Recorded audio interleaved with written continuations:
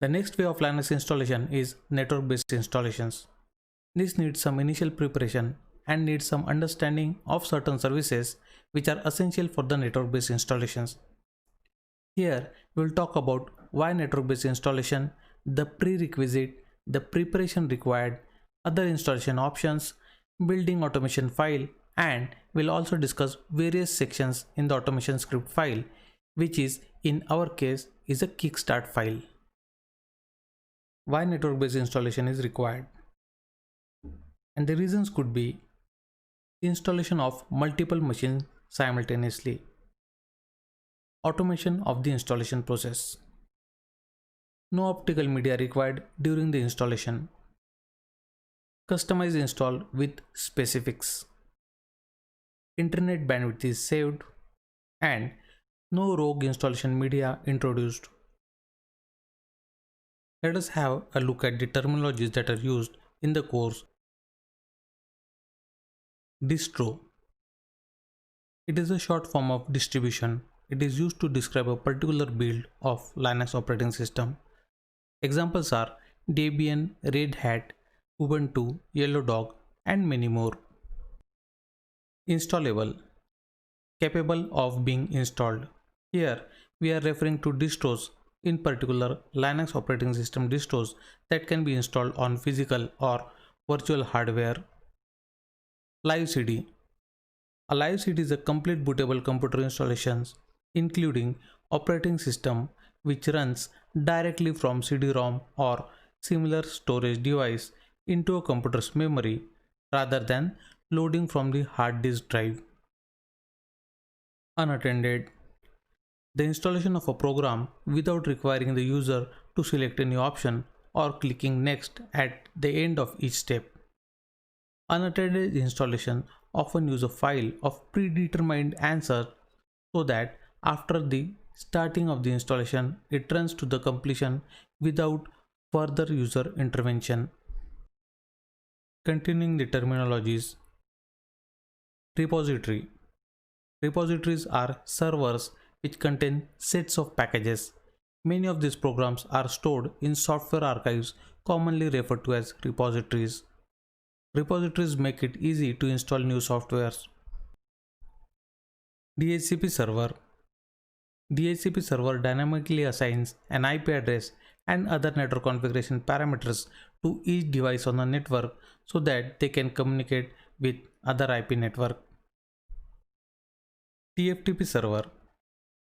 It allows a client to get a file from or put a file onto a remote host. One of its primary uses is in the early stage of nodes booting from a local area network. TFTP has been used for these applications because it is very simple to implement. HTTP server. An HTTP server is a piece of software that understands URLs, that is web addresses, and HTTP protocol. It delivers their content to the end user's device. Continuing with the terminologies. Kickstart. It is a method used to automatically perform unattended operating system installation and configuration. It is used for multiple Linux systems to allow easy installation and consistent configuration of new computer system. ISO image. It is a disk image of an optical disk. In other words, it is an archive of files that contains everything that would be written to an optical disk sector by sector, including the optical disk file system. Ubuntu. Ubuntu is a complete Linux operating system freely available with both community and professional support. Ubuntu is entirely committed to the principle of open source software development. It is sponsored by Canonical Limited. CentOS. CentOS Linux is a community supported distribution derived from sources freely provided to the public. CentOS Linux aims to be functionally compatible with RHEL, that is Red Hat Enterprise Linux. The CentOS project mainly changes packages to remove upstream vendor branding and artworks.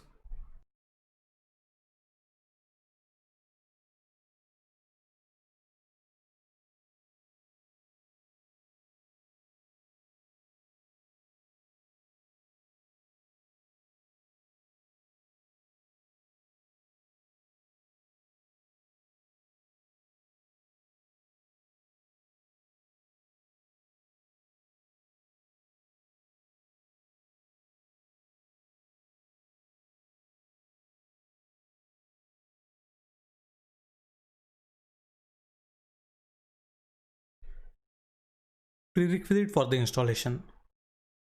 And the prerequisites are installable files. Installation file need to be copied on the network so that the nodes can fetch the files from the network location for installation to be completed. Network connectivity for obvious reasons so that nodes can fetch the files. DHCP server. It will provide IP address and other details such as default gateway address to the nodes and also provide location or pointer to the PXE files. Next is TFTP server. TFTP stands for Trivial File Transfer Protocol, which allows a client to get a file from or put a file onto a remote host. One of its primary use is in early stages of the node's booting from local area network and does not require any authentication. The PXE files get loaded from the TFTP server. HTTP server. Here the actual Linux installation tree resides. It is also a location to store the kickstart files or automation configuration file. Once the initial files are loaded from the TFTP server, rest of the files for installation is provided by the HTTP server. You can also use FTP server for such purpose. Additional computer. This computer is used to host all the servers that we just talked about. The components that are required for the configuration of the network-based installation includes following things. First thing is DHCP server for IP address assignment, default gateway address and pointer to the PXE server to the nodes that are trying to install Linux over the network. Next is TFTP server. Here the node finds VM Linux, which is compressed Linux kernel, and it loads the operating system into memory so that the server becomes usable.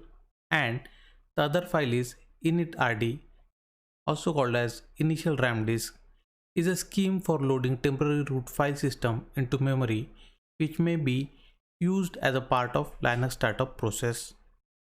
And the third thing is HTTP server.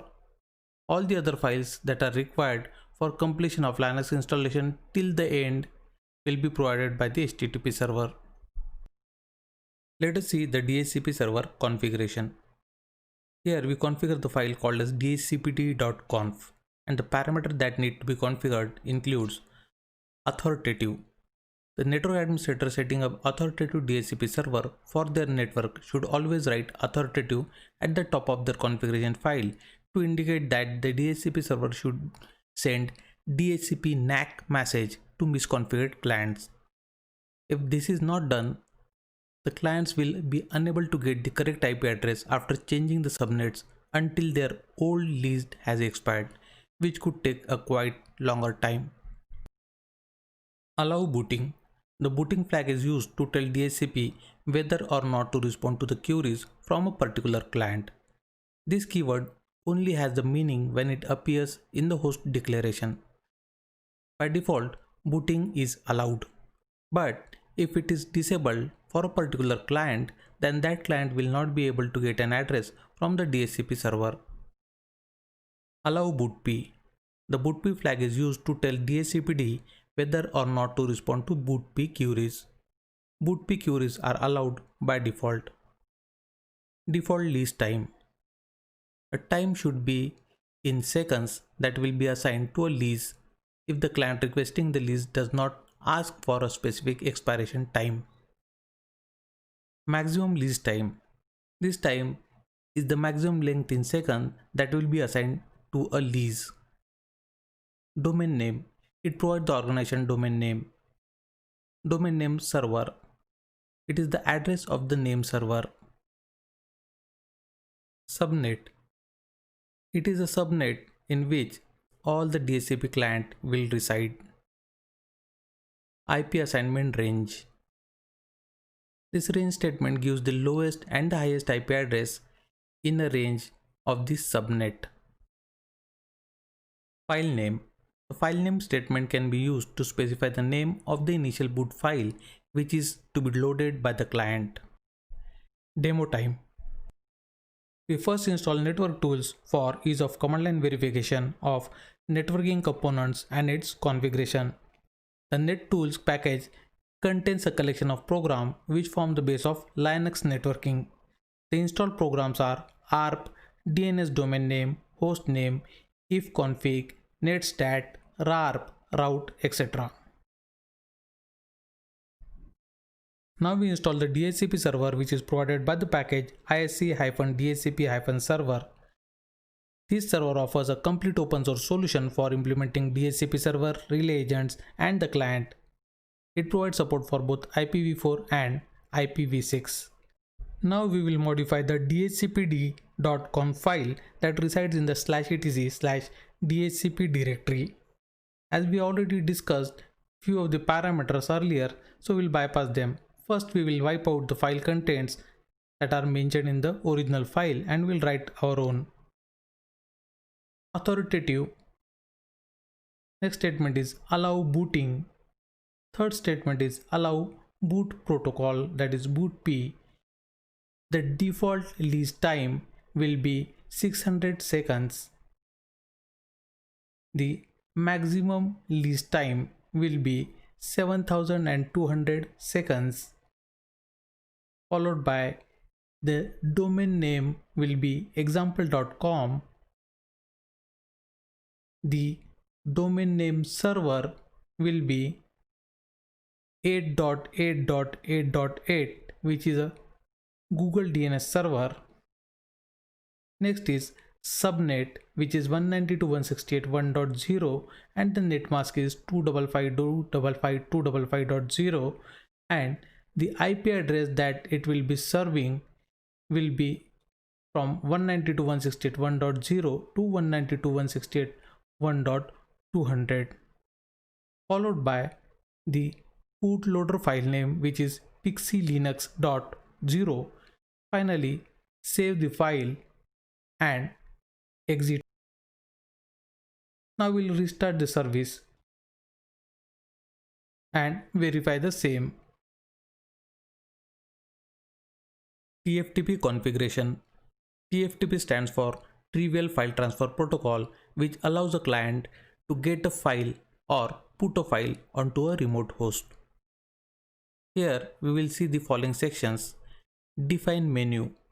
The simple menu system is based on a module. This is the menu that gets popped up once your boot screen appears. Define timeout period. If timeout is specified, it will execute the onTimeout command if one exists. Otherwise, it will pick up the default menu option. Display boot message. It will display the custom boot message on the screen. Clear the menu. Clear the screen when exiting the menu instead of leaving the menu displayed.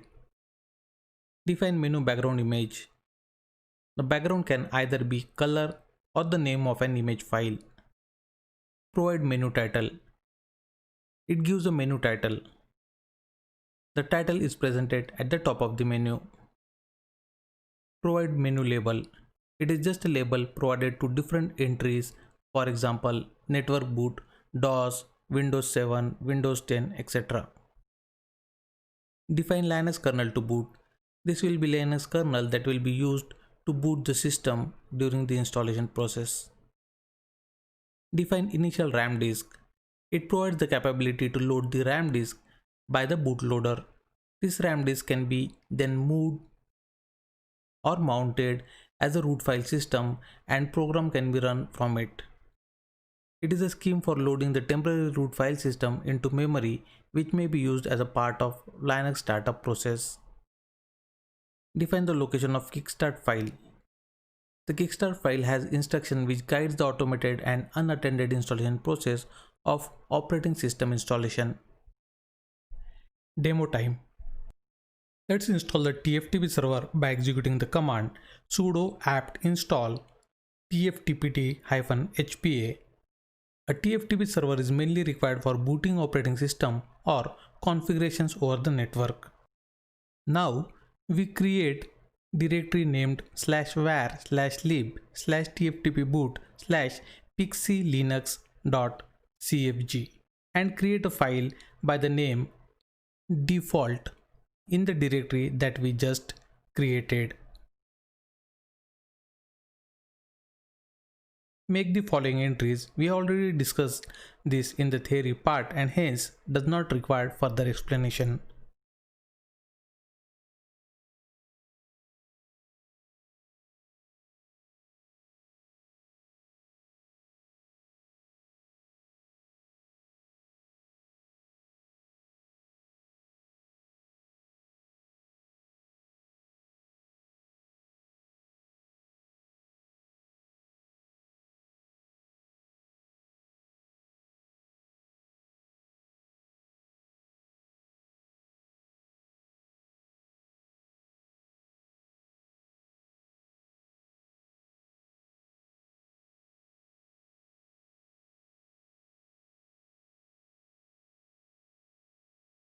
Here, we will mention the initial RAM disk image file and the location of the kickstart configuration file name.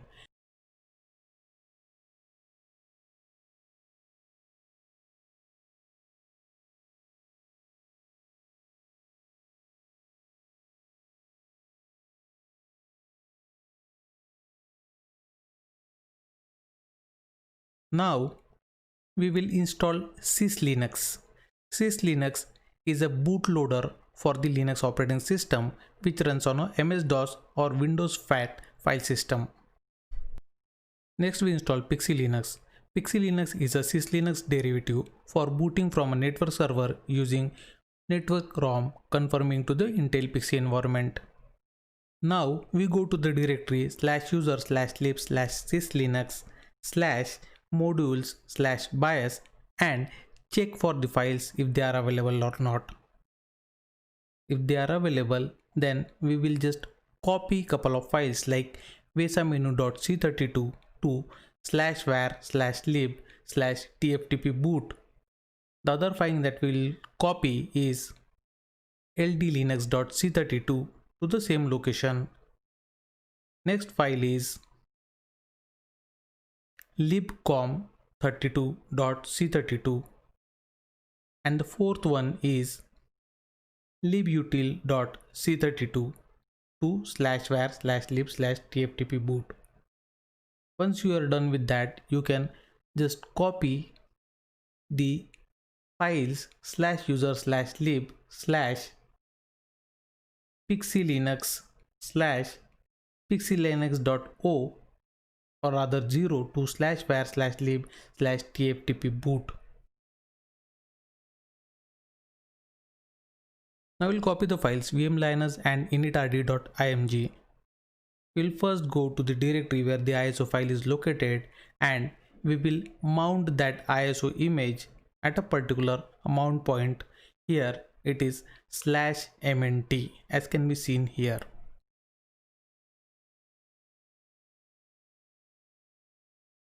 Once the mount is completed, then we'll copy these files.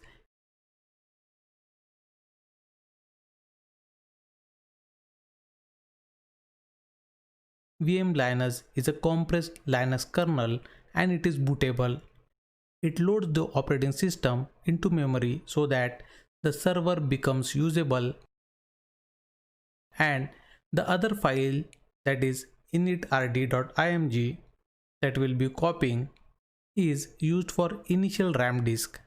The initial RAM disk is an initial root file system that is mounted prior to when the real root file system is available. Let us install Apache Web Server so that all the repository files that are available on the CD or DVD will be available on the web-based repository. Once you are done with the Apache Web Server installation, we will proceed with copying all the files from the CD or DVD to the web-based repository here at the location /var/www/html. It takes longer time, so I fast forwarded it for your convenience. It will continue to copy all the files. Earlier we have started the DHCP server and verified its status. Now it's time to start the TFTP server. Let's start the TFTP server. Once it is started, let's verify if it is up and running or not. It's running. Now we will start the HTTP server, that is Apache 2 service. Once you start it, let's verify if it is up and running. Yes, it's also running. As we are done with the starting and verification of all the three services, that is DHCP server, TFTP server and Apache web server, let's start working towards building the Kickstart file. Kickstart configuration files. Kickstart is used by the Red Hat Enterprise Linux operating system to automatically perform unattended operating system installation and configuration. Kickstart installation offers a mean to automate the installation process either partially or fully. Kickstart files contain answers to all the questions normally asked during the installation program, such as what time zone you want to use, how the drives should be partitioned, or which packages should be installed. Providing a prepared Kickstart file when the installation begins allows the user to perform the installation automatically without need for any intervention from the user. Kickstart installation can be performed using local DVD, local hard drive, NFS, FTP, HTTP or HTTPS protocols. Building Kickstart configuration files.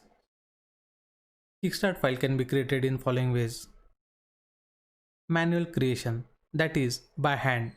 If you are interested in exploring options and have some knowledge about Linux installation procedures, then it is the best option. By using GUI tool called as System Config Kickstart. If you are new to Linux operating system installation, or you don't want to manually type everything, or you want to avoid typo, then you have ready-made tool available that will create a Kickstart file for you. By using ready-made Kickstart file that get created after the Linux operating system installation, and the file is located at the location /root/anaconda-ks.cfg. This is particularly applicable to CentOS, Fedora and RHEL platforms. Kickstart file sections. Here we will explore all the options that can be used to configure the Kickstart file. Here the file is ks.cfg. The file can be configured in various segments or sections, and they are pre. In this section you can add commands to run on the system immediately after the ks.cfg file has been parsed. This section must be placed towards the end of the Kickstart file. You can access the network using this particular section. However, name service has not been configured at this point, so only IP address work. Packages section. Use this section to describe the software packages to be installed. You can specify packages by environment, group, or by their package names. Post section. You have the options of adding commands to run on the system once the installation is completed, but before the system is rebooted for the first time. This section must be placed towards the end of the Kickstart file after the Kickstart commands. This section is useful for functions such as installing additional softwares or configuring any additional name servers. Include section. This section is used to include the contents of another Kickstart file to the existing contents. KS append section. Here it includes the content of another file in the Kickstart file as if the content were at the location where this particular section belongs. This inclusion is evaluated before the %pre script section. Anaconda section. Additional installation options can be configured in this particular section of your Kickstart file. This section controls the behavior of a user interface of the installation system. Currently, the only command that can be used in this particular section is pwpolicy. If you have not understood any of the points that are mentioned in this particular slide, don't worry. We will demonstrate it, and there we will understand each and everything that we have talked so far. Pre-section supported commands. Only the most commonly used commands are available in the pre-installation environment. The pre-install script is not run in the change root environment, and the commands are rping, awk, basename, bash, bunzip2, bzcat, cat, chatter, change group, chmod, chown, chroot, chvt, clear, cp, cpio, cut, date, dd, df, dirname, dmessage, du, e2fsck, e2label, echo, egrep, eject, env, expr, false, fdisk, fgrep, losetup, ls, lsattr, lsmod, lvm, md5sum, mkdir, mke2fs, mkfs.ext2, mkfs.ext3, mknode, mkswap, mktemp, modprobe, more, mount, mt, mv, nslookup, openvt, pidoff, ping, ps, pwd, readlink, rm, rmdir, rmmod, route, rpm, sed, sh, sha1sum, sleep, sort, swap off, swap on, sync, tail, tar, t, telnet, top, touch, true, tune to fs, umount, unique, vconfig, vi, wc, wget, wipefs, xargs, and zcat. Post installation. Let us see what options can be provided in the post installation section of the Kickstart file. First one being define log file location. It will create logs at specified location during the execution of post installation section of the Kickstart file. Installing additional softwares or packages. Any additional softwares that you wish to install after the basic OS installation is done. Enabling or disabling the services. Here one can make sure that the services that you installed remains on or off after booting the system. Define run level of services. It defines the run level during which a particular service will be on. User additions. If you want to create any additional users, then you can do it now. Updating time with time server. This will help to synchronize your operating system clock with the time server, which is more accurate. Packages section. Packages section in the Kickstart file is a bit more complex than expected, and hence we have dedicated much more time on the theoretical part to understand it in a better way, and then we will follow it up with the practical demonstration. Package selection. Package selection can be done from a file called as comps.xml. The comps file defines how the packages are bundled during the installation. In Red Hat distribution, this is done according to the functionality they provide. For example, printer support, X Windows systems, GNOME, KDE, kernel development, extra documentation, etc. Here we are talking about the CentOS distro, and hence we will just show the location where you can find these files, and the location is mentioned here, and the actual location on the internet can be seen here.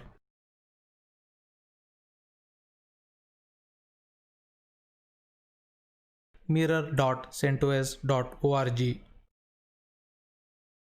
From there we go to CentOS 7. Next the 7 directory. Next is OS directory. Next x86-64 directory. Finally repo data directory. Here you find the file comps.xml. We open the file, and here are the contents of the file, and you can also find all the packages related information in this particular file.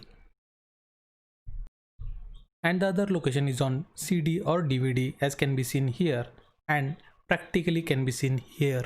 Inside the DVD you have a base OS directory. There you find a repo data, and inside that you find a comps.xml file. If you open, you will find similar contents with package related information stored in it. The comps file consists of comps elements, and the elements are category, environment, group, and package. Let's look at them one by one. Let's have a look at the category element. And the category element consists of applications, desktops, development, servers, base system, databases, high availability, servers, system management, virtualization, etc. Environment element. Environmental group is composed of list of mandatory groups and optional groups. Mandatory groups have to be installed for successful installation of environmental group. Only a single environment should be specified in the Kickstart file. If more than one environment are specified, only the last specified environment will be used. The environment element further consists of following options: compute node environment, infrastructure server environment, file print server environment, web server environment, virtualization host environment, minimal, graphical server environment, Genome desktop environment, KDE desktop environment, developer workstation environment, etc. Let us see what the group consists of. It can consist of core, Genome desktop, directory client, directory server, DNS server, file server, Genome apps, graphical admin tools, fonts, etc. Group element. There are two mandatory package groups in comps.xml: core and base. The core group includes packages that are essential for running the Linux system. The base group includes packages that make Linux useful for administrators. Some package groups depend on others. For example, Office or Productivity package group won't work unless the X Windows System package group is also installed. Element package. You can specify packages by environment, group, module stream, module profile, or by their package names.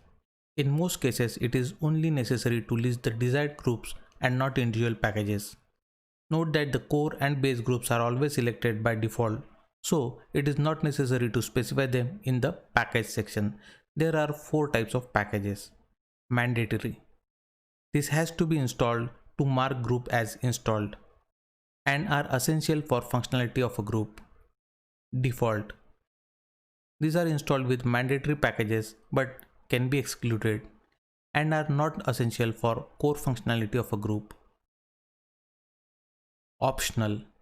These are not installed by default and can be added to transactions. And finally, conditional. These are brought in transaction if their required packages is installed or about to be installed. Package installation. Let us see what are the options that are available during the package installation. And the options are installation of environments, installation of groups, installation of individual packages, and excluding any package. We just had discussion about the comps element. Now let's have a look practically in the file. Here you can see the environment, the ID of the environment. Here it is custom environment and the name of the environment. Next, another environment such as minimal environment and the name is minimal install. Here you can see the groups. The ID is additional devel and the name is additional development. Similarly, another group is there, the ID of which is anaconda-tools and the name is anaconda tools. Similarly, there are few more groups as can be seen here.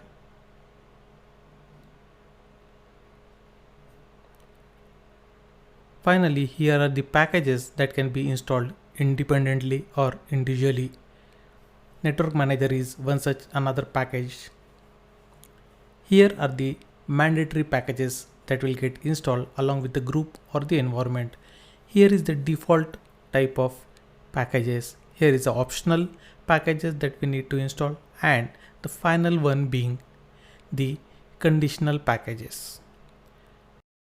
Let us see how can we represent it in the packages section of the Kickstart file.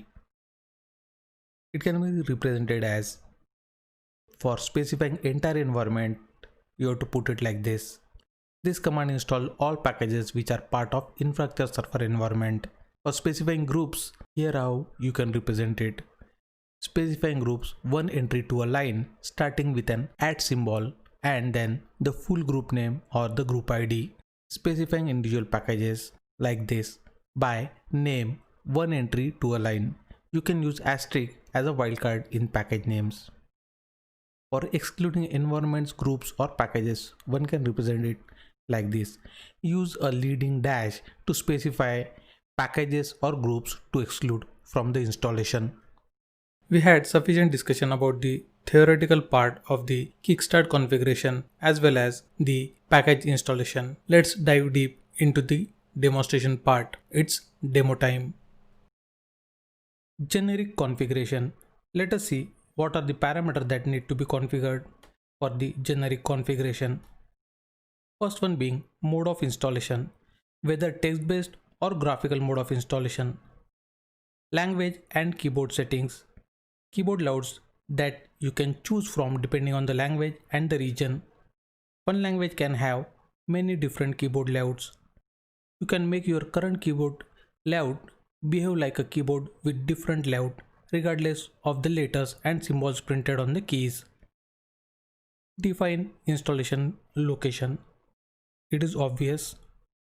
Define network parameters. It is about whether the node will be a DHCP client or it will be assigned static IP address, and in case if static IP address is assigned, then what will be the IP address and other related details. Clear all existing partitions. This is used for completely fresh installation. Create new partitions.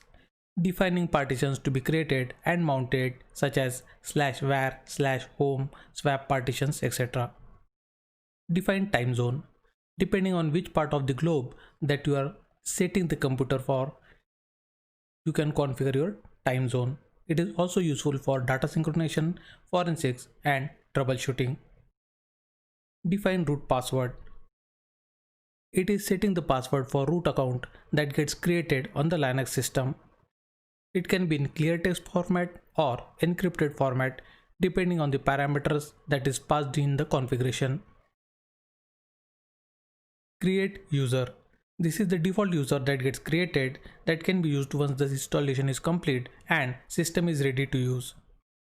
Define repositories. Repositories are servers which contain sets of packages.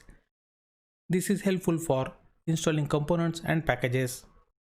Define firewall and SE Linux. It defines whether firewall and SE Linux is enabled or not. Service to be enabled or disabled. It defines the services that need to be enabled or disabled when the system is up and running. Demo time. We have discussed the Kickstart file in detail. It's time to write down the file with relevant parameters. Note that the file name is ks.cfg and is located at /var/www/html. So let's configure the file. Install rather than upgrade. Next is text mode installation. Next is language that you want to use. Further, it is keyboard is US type and install from the installation tree on a remote server required when using minimum ISO. Set up network interface via static IP address. Provide the IP address with netmask and gateway address followed by the name server. Next statement is about partition clearing information.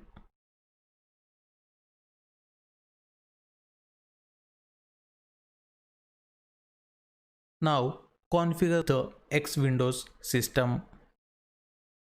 Start X on boot means use a graphical login on the installed system and default desktop is Genome. We define the partitions as /boot with file system type as ext4 and the size of the partition declared as a primary partition. Similarly, you do it for root partition, that is 10 GB, and allowed to grow further. Slash home partition with file system type as ext4 and the size is 5 GB. It can grow up to 7 GB. Slash user partition is 10 GB. The slash var partition is again ext type 4 and the size is 7 GB. The swap partition is of 2 GB. We define the time zone.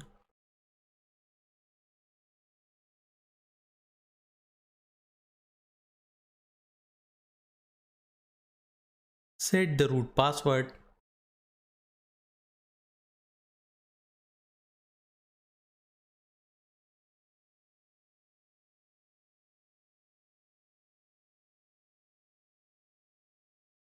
Create the new user on the system and the password is set in clear text.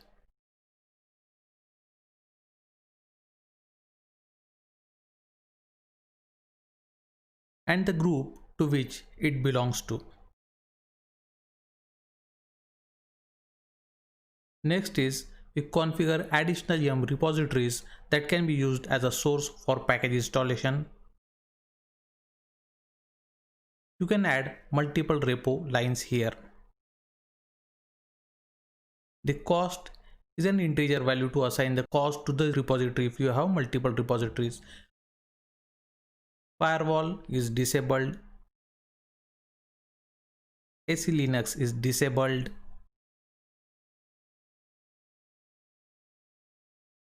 The network manager service is enabled. Now we use the %package command to begin a kickstart section which describes the software packages to be installed.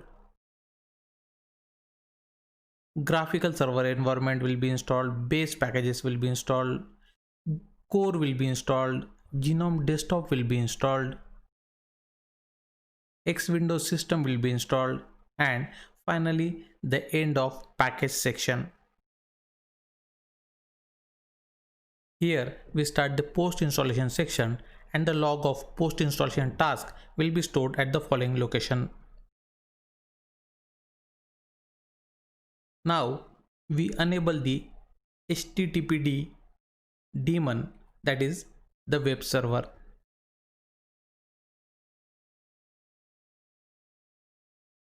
Next we enable the HTTPD service on boot. Next is we run the HTTPD daemon at the run levels 3, 4 and 5. We add a user called as John.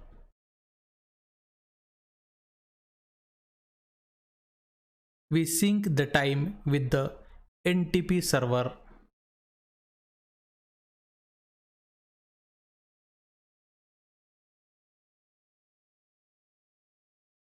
We update the operating system. And here is the end of post section. Additional installation options can be configured in the Anaconda section. Currently the only command that can be used in this section is pwpolicy. It sets a password policy which requires that the root user be at least 8 character long. The min quality sets the minimum allowed password quality as defined by the libpwquality library.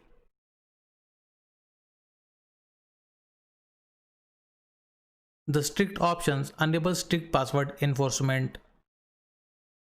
The no changes disallow changing password which are already set in the kickstart file, and the not empty disallows the use of empty passwords. Similarly, we add a line for all other system users.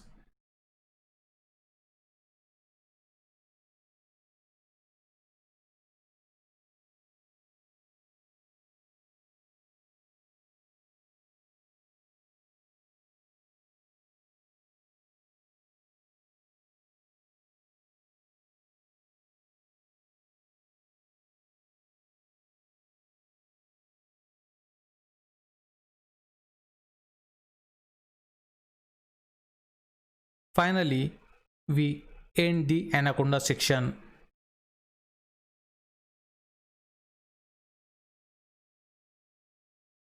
Here is a small correction.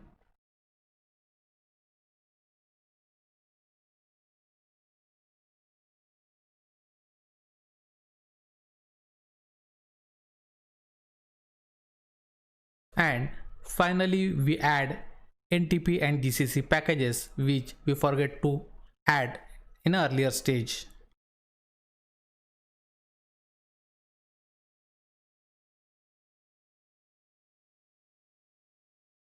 Kickstart additional tools. Let us see what are those tools. KS Validator. KS Validator is a program that takes an input Kickstart file and attempt to verify that it is syntactically correct. This includes checking basics like proper coding and making sure that the required options have the values, and more advanced checks like verifying the file does not include deprecated or removed Kickstart commands. Mutually exclusive options can also be caught. However, KS Validator does have its limitation. It cannot validate the syntax of pre-install and post scripts, nor does it attempt to run them. System Config Kickstart. It is a graphical interface tool for creating Kickstart files. Kickstart Configurator allows you to create or modify a Kickstart file using graphical user interface so that you do not have to remember the correct syntax of a file. It is primarily available for Red Hat, Fedora, and CentOS operating system. KSVerDiff. It is a program that takes two versions of Kickstart syntax and lists the differences between them. You can use the KSVerDiff command to display the differences between the two versions of Kickstart syntax. This is useful when updating the existing Kickstart file to be used with the new release of the operating system. Demo time. Here we will start with the KS Validator tool followed by the other two tools that we have discussed in the presentation part. We will first install pykickstart. Pykickstart is a Python library that is used for reading and writing Kickstart files. It provides a common data representation, a parser, and a writer. It is needed to run the KS validator. So let us modify the Kickstart file and pass the wrong or misspelled options as can be seen here with the demonstration. We purposefully misspelled the install option and the lang option. When we execute the KS validator, it finds out that there is a problem in the Kickstart file and it points out what is wrong.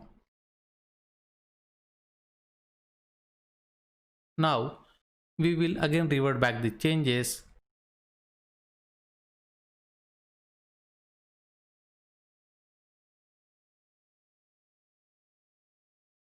and run again the KS validator tool to validate the ks.cfg file, and now we find there is absolutely no error. Let's look at the Kickstart configurator. We execute the command system-config-kickstart. It will provide you the options for configuring the Kickstart file.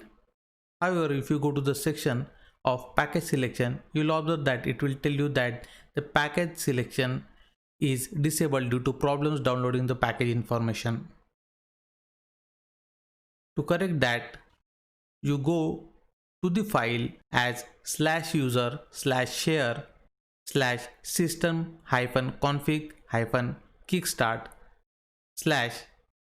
/packages.py file. Once you open that file, find the option repo order.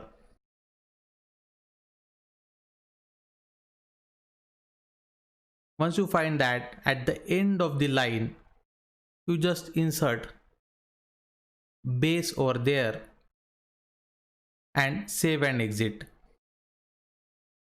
Now you run the tool again, system-config-kickstart, and now you have options of selecting time zones, providing root password,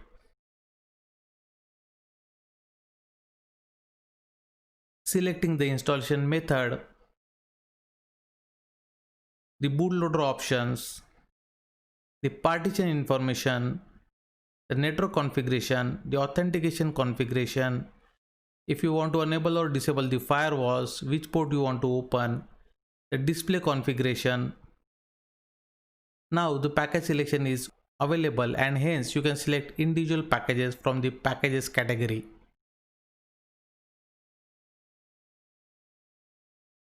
Once you are done with that,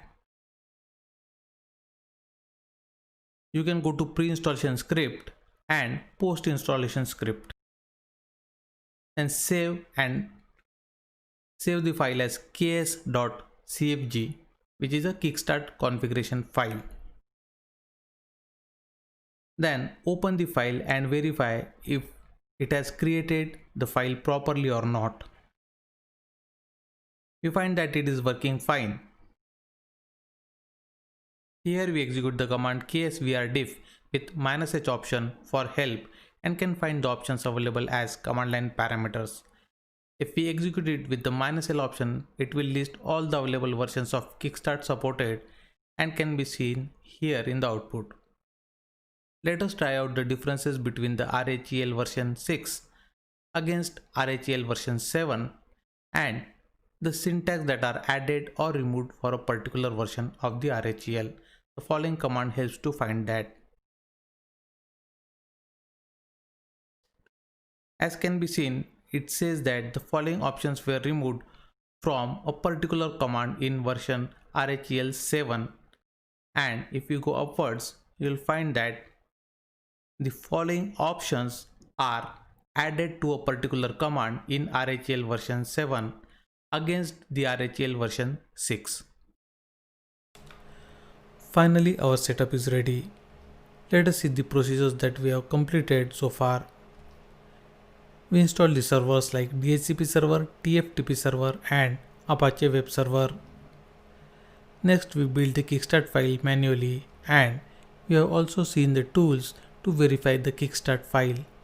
Now it's time to verify the PXE client installation. Let us verify the PXE based Linux installation. As you can see, we have used the VirtualBox for the installation purpose.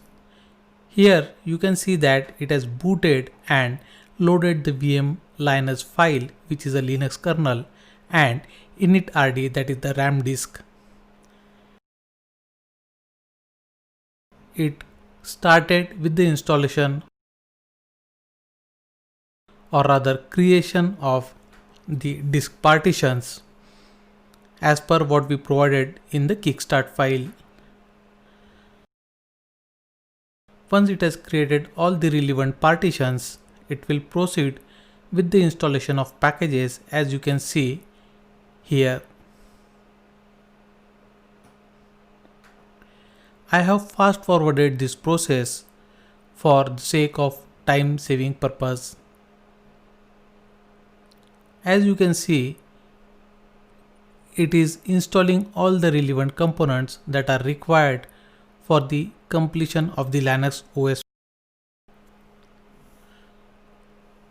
Also, it is important to note that this doesn't require any manual intervention.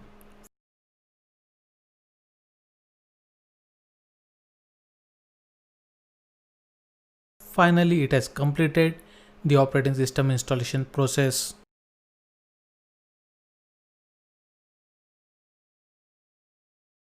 Other unattended network installation options. There are other options that are available for automated mass deployment. Let us see what are those. Cobbler. Cobbler is a Linux provisioning server that facilitates and automates the network-based installation of multiple computer operating systems from central point using services such as DHCP, TFTP, and DNS. Cobbler interacts with Cone program for reinstallation and virtualization support. It is able to manage complex network scenarios like bridging on a bonded Ethernet link. Next is Jumpstart. Jumpstart is used to manage operating system installations in many information technology environments like corporate or otherwise, where Solaris operating system computers are widely used. It also allows completely consistent system installations on many systems over time. Each install can have exactly the same system configuration and software tools. Precede, primarily used in Debian and Ubuntu operating system. Preceding provides a way to set answers to questions asked during the installation process without having to manually enter the answers while the installation is in running condition. This makes it possible to fully automate most types of installations and even offer some features not available during the normal installation process. FAI or FAI. It is used in Debian, Ubuntu, CentOS and SUSE operating system.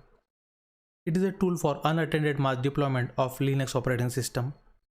It's a system to install and configure Linux systems and software packages on computers as well as on virtual machines, from small labs to large-scale infrastructures like clusters and virtual environments. It can be used for creating custom disk images used in virtual machines or on a cloud computing platform. AutoYast. AutoYast is a system for unattended mass deployment of OpenSUSE lib systems using AutoYast profile containing installation and configuration data.